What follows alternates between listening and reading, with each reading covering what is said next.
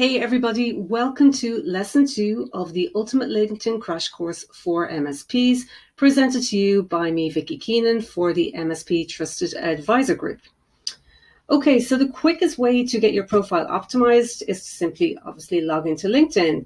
When you log into LinkedIn, you will be brought to the LinkedIn feed. To start optimizing your profile, we're going to click on your profile image on the left-hand side here, and this will bring you directly into your profile. So as you can see here, I like to think your LinkedIn profile acts almost as the first introduction to your business when you are dealing with cold prospects. This is as important, if not more important, than your company website. As you can see here, this is what we call above the fold. So this is what your prospects see before they have to hit that scroll button on the right-hand side. So for me and for everyone, this is the most valuable place of real estate that's often actually overlooked. So the banner, a lot of times the banner will be actually blank, or people might just put up a random image that is related to their industry. I like to, and I recommend, really leveraging this real estate. Put as much information here that makes sense to your business. Put a call to action in this banner. As you can see here, I mentioned the MSP Trusted Advisor Group. I have a call to action of join today. And of course, I let people know who I am and a link to the website. If it makes sense to your business, you can add a cell number, phone numbers, a link to your website. And of course, always try and put a call to action here. You want people to actually do something and make them, contact you if it makes sense. To update the banner, all you need to do is click on the pencil icon here and simply change the photo or upload a new photo. You can actually create your own banner over on a website called canva.com. I recommend getting this done professionally. You can get it done very cost effectively over on a website called fiverr.com. I got my banner done for about $25. It's a huge time saver and saves a lot of pain down the road. The next thing I want to talk to you a little bit about is what I call your one-liner, your LinkedIn one-liner. It's almost like your elevator pitch. This is very, very important. A lot of people will just put in that they're a CEO or they're a business owner. But what I like to put in here is effectively a mini LinkedIn elevator pitch. And the way we do that is by, breaking it down. And the best way to describe that is by giving you the anatomy of the perfect elevator pitch. So you say, I help X achieve Y so they can do Z. So we focus on who you're helping in your industry, which we covered really in lesson 1. So lesson 1 will have given you a bit of groundwork on how you can actually create the perfect one-liner for your LinkedIn profile. So I help MSPs. So you can see here, I mentioned MSPs. They're my target audience. That's who I work with.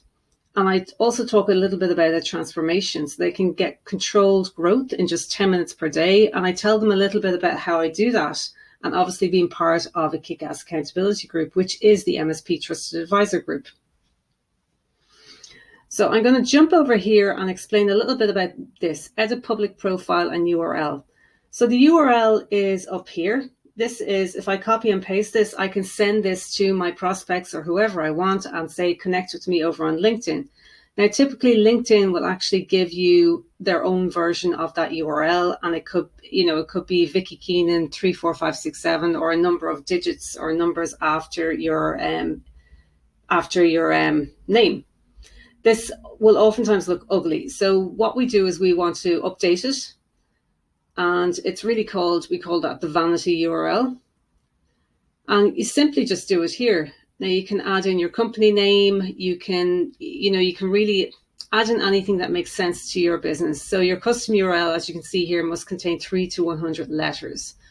It obviously can't mention LinkedIn or another company like that. So if I was to put in here my hashtag LinkedIn lady, that wouldn't be allowed by LinkedIn. They don't like that. So that is that to explain that. I'd recommend updating that URL. The other thing to mention here is your visibility on LinkedIn. Now, some people don't like to share all of their profile. For me, it makes complete sense. I use LinkedIn as a platform to network with my ideal clients. I use it as a platform to engage. So I want people to find me. And I recommend you do the same. If you're looking at this mini course, you're looking to leverage LinkedIn. So make sure everything is completely visible. Put everything up there. So you want everything to be public. You want your background images to be shown, your websites, all of your projects, all of your education, everything that you have on your profile and you have in there, make it visible to your audience. Okay, so let's scroll on down here. You can also add here that you are open to providing services. So this here is you're open to hiring or you're open to finding a job. In your case, you might be open to hiring more technicians, so you could select that. This shows what services I provide, where I'm located, and my work preference is obviously working remotely. Here I can save my profile as a PDF if you wish, and I can actually share my profile in a message. So if you're sending somebody a message, you can share your profile. It's commonly not something I would use, but just to let you know about it.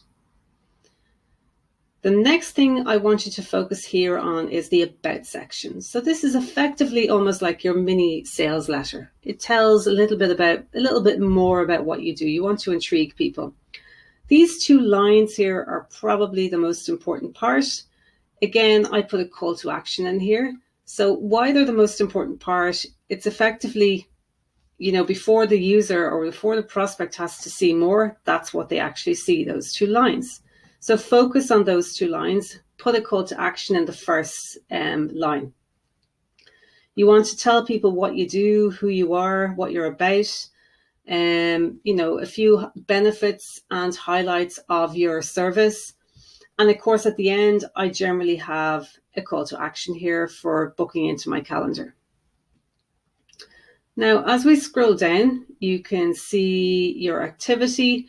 This is effectively showing your prospects what you're up to, how you're engaging with your other people on the platform. This is actually a nice tip here. If you are looking to engage with people on LinkedIn and you're looking at prospects information, if you send them a connect message and you're messaging them and they're not replying, what you can do here is go into their activity. And if there's no activity here in the last, say, 90 days, it means that they're not an active LinkedIn user. So you need to actually find another way to reach out to them. So that's just a little bit of a tip. If you're getting no responses to your messages, you might jump into their profile and see if they're actually active on the platform, because a lot of people make that mistake. They assume that because they've gotten no response that the person isn't interested in what they have to say or interested in engaging. And that's simply not the case. People are just busy. They sometimes join this platform and they don't really use it. So just keep that in mind. Here we have our experience. So as you can see here, I have updated my profile to say I'm the co-founder and chief marketing officer of the MSP Trusted Advisor Group. I obviously tell a lot in here about what we are, what we're about, and what we're doing. The same applies to you. Whatever you are about and what you're doing here, just explain it. Bear in mind that don't write it in the third person. You want to talk to the person. This is a one-to-one platform. It's not you're not looking at this as a resume, unless of course you're looking for a job. But if you're in this group and you're on this course, you're actually looking to engage with your prospects. So talk to them as you would talk to anyone. Talk in the first person. Here I have my other role in my own business, Vicky Keenan, and what I do and what I'm about. And this is just previous jobs and careers I had. You can choose to add them in or leave them out. It's entirely up to you. It gives people a flavour of what you're about, and gives them just a little bit more information about you, you as a whole, and what your company is about. Skills and endorsements. Again, this is actually adding new skills. The top 3 are here, and these are the ones that people can actually endorse you for. And of course, recommendations are important. These are effectively your testimonials. So you can simply ask your network for recommendations. If people are on your if you're engaged with people and you're working with people and they're on the LinkedIn network, it might be nice to actually ask them for a recommendation. It's just another way for people to validate who you are, what you're doing, and to give them that sense of trust.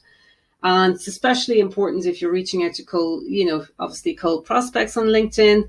If you're engaging with them, if you're actively networking with them in the way that we're explaining how to do that throughout this course, they'll be intrigued. They'll go and have a look at your profile. And if you have some recommendations in there, it makes it nicer for them, gives them a little bit more reassurance. You are who you say you are.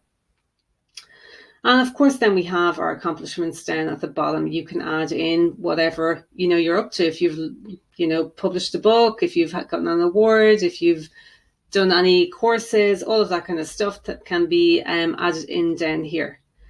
For me, the most important bit, if you're to do anything at all on your LinkedIn profile optimization, get your banner updated, get your one-liner updated. Those are the top two things you must do.